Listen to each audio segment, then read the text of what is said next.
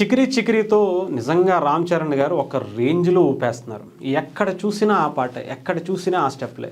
Social మీడియాలో అయితే అసలు ఏ రీల్ చూడనివ్వండి, ఏ వీడియో చూడనివ్వండి, చికిరీకి సంబంధించి చిన్న పెద్ద అని లేకుండా అందరూ కూడా ఆ స్టెప్పులు వేస్తూ ఆ పాటను పాడుతూ ఎంజాయ్ చేస్తున్న వాళ్ళే ఎక్కువ మంది కనిపిస్తున్నారు.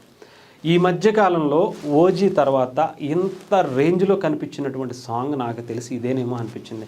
బ్యాక్ టు బ్యాక్ ఒక్క మొన్నటి వరకు బాబాయ్ ఓజీతో అరాచకం సృష్టించి వెళ్ళిపోతే, ఇప్పుడు వెంటనే మళ్ళీ అబ్బాయి వచ్చి చికిరితో ఒక చిన్న క్యూట్నెస్ మాస్ ఎలివేషన్స్తో ఇచ్చినటువంటి ఆ సాంగ్స్ మనం చూడొచ్చు. ఇకపోతే జాన్వీ కపూర్, రామ్ చరణ్ గారి ఆ క్యూట్ జోడీని చాలామంది ఎంజాయ్ చేస్తున్నారు. ఆ తర్వాత అంతేకాదు, రికార్డులు కూడా అదే స్థాయిలో ఉంటున్నాయి. ఇప్పటికే టాప్ 1లో కొనసాగుతున్నటువంటి ఈ సాంగ్ దాదాపు 40 మిలియన్లకు పైగా వ్యూస్ వచ్చి ఒక రేంజ్లో రికార్డులు నెలకొల్పుతుంది. మొన్న జస్ట్ 13 గంటల్లోనే 30 మిలియన్స్కి పైగా 32 మిలియన్స్కి పైగా వ్యూస్ వచ్చాయంటే ఆలోచించండి. గతంలో ఉన్నటువంటి అనేక సినిమాకి సంబంధించి సౌత్ ఇండియాలో ఎస్పెషలీ సౌత్లో ఉన్నటువంటి అనేక సినిమాలకి రికార్డులన్నీ కూడా మన తెలుగులో వచ్చి కిసక్ అనే సాంగ్తో టాప్ 1లో మొన్నటి వరకు పుష్ప 2కి సంబంధించినటువంటి సాంగ్ ఉంటే 24 గంటల్లో అది 27 మిలియన్స్ వ్యూస్ వస్తే, జస్ట్ పెద్దీకి సంబంధించినటువంటి చికిరీ సాంగ్ మాత్రం 13 గంటల్లోనే 30 మిలియన్స్ దాటి వ్యూస్ రావటమే ఒక రికార్డుగా ఉంది. ఆ తర్వాత ఇప్పుడు ఇంకొక రికార్డు ఏంటంటే, దాదాపు 13 దేశాల్లో టాప్ 1లో టాప్ 5లో కొనసాగుతున్నటువంటి చికిరీ సాంగ్ అనేక భాషల్లో కూడా రిలీజ్ అవ్వటం ఇది ఒక ప్లస్గానే చెప్పాలి. ఎస్పెషలీ ఈ సంబంధించినటువంటి ఆ లిరిక్స్ కావచ్చు, ఆ మ్యూజిక్ కావచ్చు, ఆ వాయిస్ కావచ్చు, ఏఆర్ రెహమాన్ గారు ఇచ్చినటువంటి ఆ మ్యూజిక్ గురించి మనం ప్రత్యేకించి చెప్పుకోవసరం లేదు. ఇప్పటివరకు ఏఆర్ రెహమాన్ గారికి సంబంధించి తెలుగులో కొంత డిసప్పాయింట్ చేశారేమో అనిపించి గతంలో చాలా సినిమాలకు అనిపించింది. కానీ అంటే డైరెక్ట్ తెలుగు సినిమాలకి. కానీ కొంతమందిలో ఉన్నటువంటి భయాన్ని అంతా కూడా ఒక్కసారిగా చికిరీ సాంగ్తో ఏఆర్ రెహమాన్ గారు మళ్ళీ ఒక్కసారిగా మనల్ని రోజా సినిమాకి, బొంబాయి సినిమాకి, ఆ లోకానికి మళ్ళీ పరిచయం చేశారేమో అనిపించింది. అంటే ఎక్కడ నేను ఇంకా తగ్గలేదు, ఇంకా నేను అవుట్డేటెడ్ అవ్వలేదు అని ఏఆర్ రెహమాన్ గారు తనను తాను ప్రూవ్ చేసుకుంటున్నటువంటి పరిస్థితి కనిపించింది.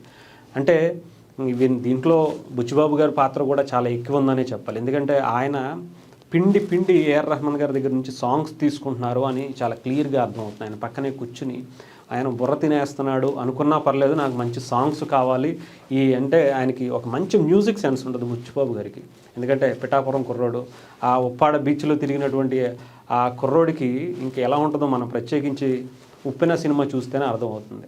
సో అలాంటి అంటే నేచర్ని ఎంజాయ్ చేస్తూ చూపించేటువంటి సాంగ్స్, ఆ విజువల్స్ ఇవన్నీ కూడా మనకు బుచ్చిబాబు గారి మైండ్లో ఉంటుంది. సో ఆయన మనకు దేవిశ్రీ ప్రసాద్ గారినే ఒక రేంజ్లో పీల్చి ఆయన్ని మంచి సాంగ్స్ తెచ్చుకున్నారు. అలాంటిది ఏఆర్ రెహమాన్ గారిని ఎటువంటి విధంగా కూడా ఆలోచన లేకుండా ఆయన కూడా అన్ని రకాలుగా పిండేసి తెచ్చుకుంటున్నారని అనిపించింది.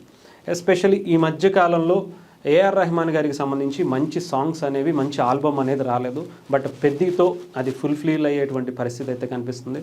ఎస్పెషల్లీ 13 దేశాల్లో, not only Telugu, not only Hindi, మిగతా భాషల్లో కూడా, మిగతా దేశాల్లో కూడా చికిరీ సాంగ్ టాప్ 1 నుంచి 5 వరకు కొనసాగుతుందంటే రామ్ చరణ్ గారి పెద్దీ సినిమా ఇంకా మిగతాకి ఇంకా ముందుకు రాబోతుంది. ఇంకా చాలా ఇవ్వబోతున్నారు. సర్ప్రైజెస్ అంటే చిన్న మాట అయిపోద్దాం, అంతకు మించి ఇవ్వడానికి రెడీ అవుతున్నారు. ఎస్పెషల్లీ నిన్న కూడా ఏఆర్ రెహమాన్ గారికి సంబంధించినటువంటి మ్యూజికల్ కాన్సెప్ట్లో కూడా రామ్ చరణ్ గారికి ఒక మాస్ ఎంట్రీ ఇవ్వటమే కాదు, ఒక మంచి సాంగ్ కూడా అక్కడ పర్ఫార్మెన్స్ చూపించారు. సో అలాంటివి చాలా ఉండబోతున్నాయి అంటున్నారు. ఒక్కొక్క లిరిక్కి ఒక్కొక్క ఈవెంట్ని ప్లాన్ చేసేటువంటి పనిలో బుచ్చిబాబు గారు ఉన్నట్టుగా కూడా తెలుస్తుంది.